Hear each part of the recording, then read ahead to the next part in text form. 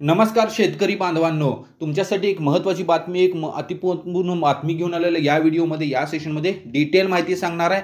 तुम्ही पाहिलाच असेल क्रिएटिव्हवर की या शेतकऱ्यांना मिळणार नाही 19वा हप्ता, म्हणजे जो पीएम किसान योजनेचा जो 19वा हप्ता येणार आहे तो या शेतकऱ्यांना मिळणार नाही। तर अशा कोणते शेतकरी आहेत की त्यांना हप्ता मिळणार नाही आणि का मिळणार नाही या रिलेटेड मी डिटेल माहिती सांगणार आहे या व्हिडिओमध्ये। तर पूर्ण व्हिडिओ पहा, अजिबात स्किप करू नका।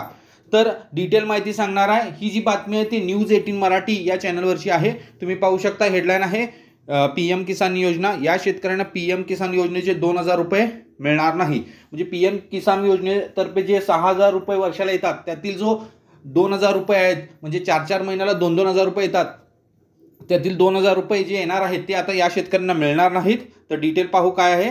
पीएम किसानचा लाभ घेणारे शेतकरी आता 19व्या हप्त्याची आतुरतेने वाट पाहत आहेत। आतापर्यंत 18व्या हप्त्याची रक्कम शेतकऱ्यांना मिळाली आहे।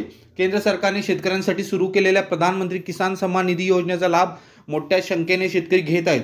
या योजनेअंतर्गत शेतकऱ्यांना वर्षाला 6000 रुपये मिळतात। मीडिया रिपोर्टनुसार केंद्र सरकार पीएम किसानचा 19वा हप्ता कधी देणार आहे? 19वा हप्ता म्हणजे मीडिया रिपोर्टनुसार असं आहे की केंद्र सरकार पीएम किसानचा 19वा हप्ता पुढील वर्षी फेब्रुवारी महिन्यापर्यंत म्हणजे 2025 पर्यंत जारी करू शकते। म्हणजे फेब्रुवारी 2025 पर्यंत 19वा हप्ता येऊ शकतो। पंतप्रधान नरेंद्र मोदी यांनी महाराष्ट्रातील वाशिम जिल्ह्यात 5 ऑक्टोबर रोजी 18वा हप्ता वितरित केला होता। 18व्या हप्त्याची रक्कम शेतकऱ्यांना मिळून 2 महिन्यांहून अधिक काळ लोटला आहे। अशा स्थितीत 19व्या हप्त्याचे पैसेही फेब्रुवारीपर्यंत मिळतील असे मानले जात आहे। फक्त हे शेतकरी पात्र ठरणार।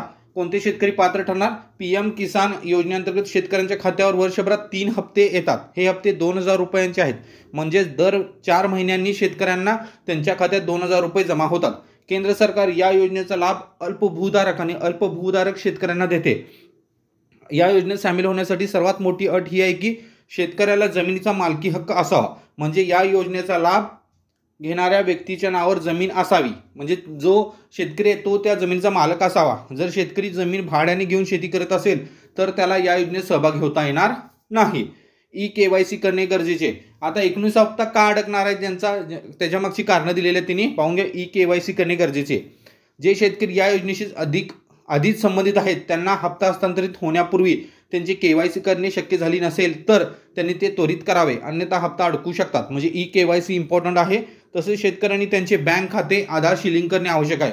बँक खाते आहे जे तुमचे ते आधारशी लिंक करणे आवश्यक आहे। अशी माहिती महत्त्वाची कामे राहिल्यास तुमचे पैसे अडकू शकतात। म्हणजे एकतर KYC आणि तुमचे बँक खाते आधारशी लिंक करणे महत्त्वाचे आहे। ही जर तुम्ही कामे केली नसाल ते लगेच करून घ्या शेतकरी बांधवांनो, कारण की ही कामे महत्त्वाची आहेत आणि ही कामे राहिल्यास तुमचे पैसे अडकू शकतात।